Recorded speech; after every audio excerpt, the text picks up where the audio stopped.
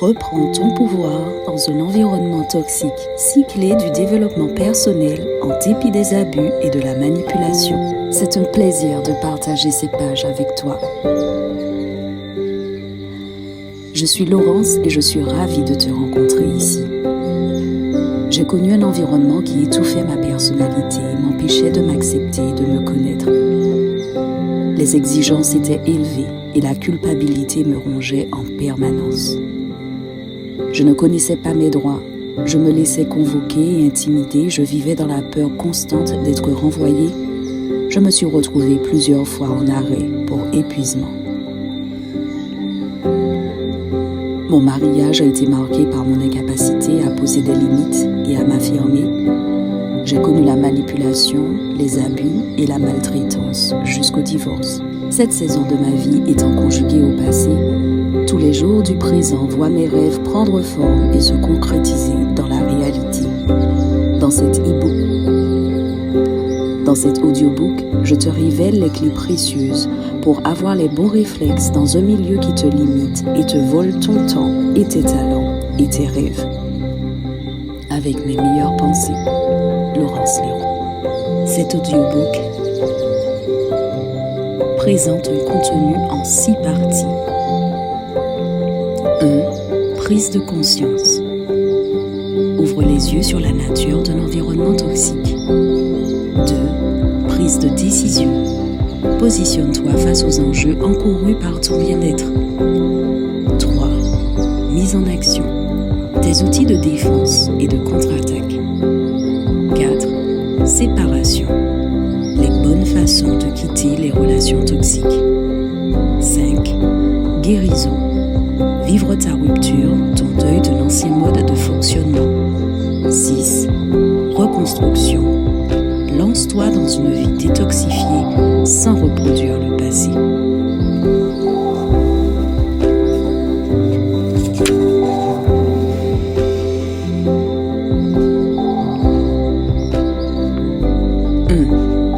Prise de conscience. Les caractéristiques d'un environnement toxique. Premièrement, un environnement toxique est ambivalent.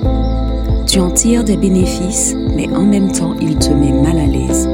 Il te fait douter de toi et de tes capacités. Deuxièmement, dans un environnement toxique, tu es surexploité, manipulé, peu valorisé ou dévalorisé. La pression est constante. Les abus de toute forme sont au rendez-vous. Troisièmement, dans un environnement toxique, la pression, la peur d'être puni pour des peccadilles sont constantes. Tu as l'impression de marcher sur des œufs. Comment l'esprit et le corps réagissent dans un milieu oppressant? Premièrement, tu as la volonté de bien faire, de réussir. Mais plus le temps passe, plus les tâches ou les difficultés s'accumulent, plus le sentiment d'impuissance et de perte de contrôle s'alourdit. Deuxièmement, tu es débordé. Tu as du mal à t'organiser, à venir à bout de tes tâches car tout s'empile, tout semble urgent, tout te tombe dessus. Tu vois les dossiers s'amonceler et à la maison, c'est aussi le désordre. Troisièmement, si la pression s'installe à long terme, l'épuisement, la dépression, les maux de tête, les douleurs chroniques, l'humeur instable, les crises de larmes, les palpitations et les malaises signalent que tu es dans un milieu toxique. Attention au déni. L'environnement ou la relation toxique semble idéal au départ. Mais très vite, un cycle s'installe avec des phases de calme, puis une montée subite et imprévisible des tensions. Tu perds le contrôle et un sentiment d'impuissance s'installe. Quelles sont les actions clés à mener à ce stade? Si tu viens d'ouvrir les yeux, prends le temps d'observer avec ta nouvelle perspective. Prends note des actes, des comportements, des paroles, des messages qui s'inscrivent dans le descriptif des environnements toxiques. Sois précis. Sois précis et consigne tout par écrit.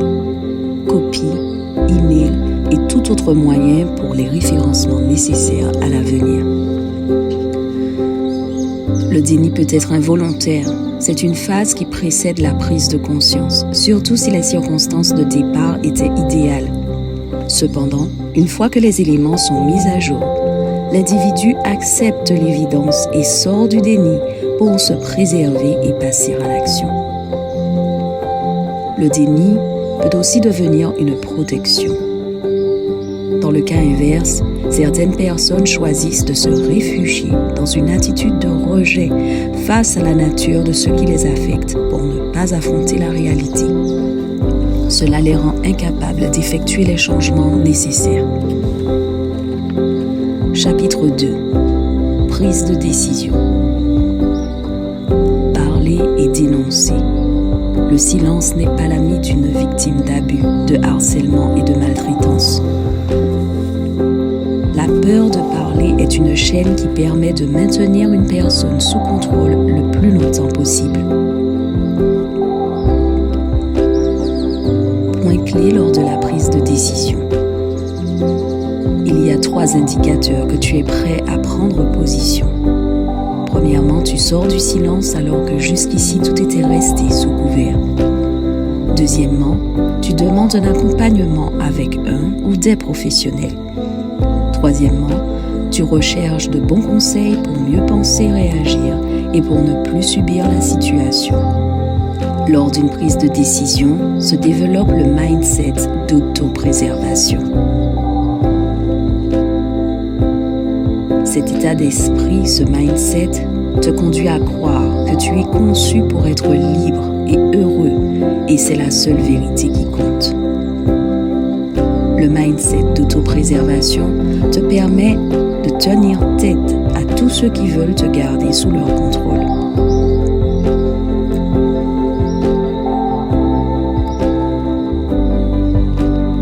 Finalement, tu prends aussi de la distance avec les croyances qui te maintiennent en danger sans perspective de meilleur avenir. Chapitre 3. La mise en action.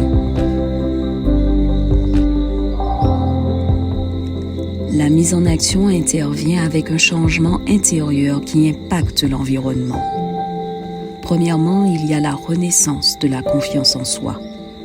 Croire en ton immense valeur a été mis à rude épreuve. Tu restaures donc une confiance totale en tes capacités et tu refuses toute forme d'abus. Deuxièmement, tu redéfinis tes limites personnelles. Tu avais pris l'habitude de tout accepter et de tout croire.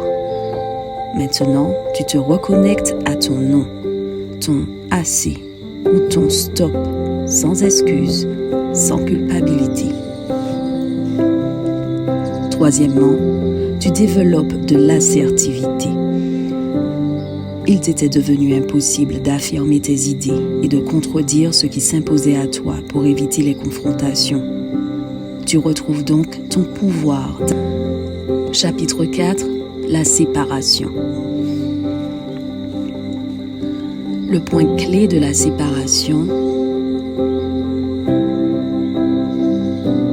te permet d'évaluer si ta croissance personnelle améliore tes rapports et dissipe l'ambiance malsaine.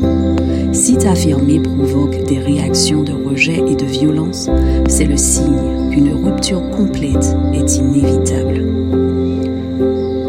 Les clés d'une séparation ferme et réussie. Tu es consciente du jeu des émotions qui peuvent te déstabiliser. Tu es prêt à avancer en utilisant des émotions comme des tremplins. Tu sais déceler. Tu es prête à avancer. Tu es prêt à avancer en utilisant tes émotions comme des tremplins. Tu sais déceler les techniques de déstabilisation et les déjouer. Tu apprends à t'affirmer et à servir tes propres intérêts. Tu connais tes droits et tu reçois du soutien de tes proches et de professionnels. Tu as une vision haute en couleur de l'avenir. Chapitre 5. Vers la guérison. Le mindset ou l'état d'esprit de la guérison. Premièrement, tu comprends que tu as droit à un traitement juste dans le respect de tes droits. Deuxièmement, tu es convaincu d'être libre et de pouvoir recommencer sur de meilleurs fondements. Troisièmement, tu sais que mieux t'attend, que futur prometteur te tend les bras. Quatrièmement, tu organises ta vie sur de nouvelles bases, une confiance en toi renouvelée, l'intelligence émotionnelle et sociale et la reprise de ton pouvoir sur ta carrière et tes relations. Cinquièmement, tu es décidé à ne plus être la proie de dominateurs et de manipulateurs.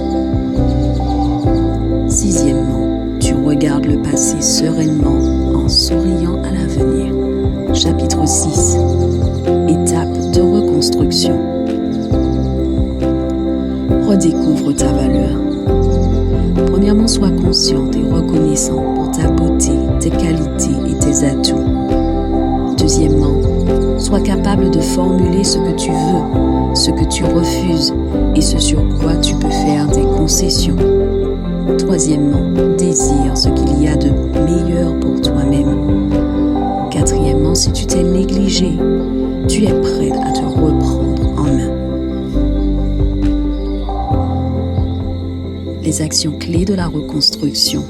Fais la liste de tes qualités, tes ressources, tes objectifs de vie, ta routine quotidienne et projette-toi vers l'avenir en ayant fait un état des lieux précis pour accéder à l'évolution souhaitée. En conclusion, tu as maintenant de précieuses clés pour avancer dans ta vie malgré un environnement toxique. C'est possible, surtout parce que tu possèdes en toi la force pour briser tes liens et ouvrir grandes les portes du futur. En te mettant en action pour creuser un tunnel vers la liberté, tu décides d'affirmer ta responsabilité, car tu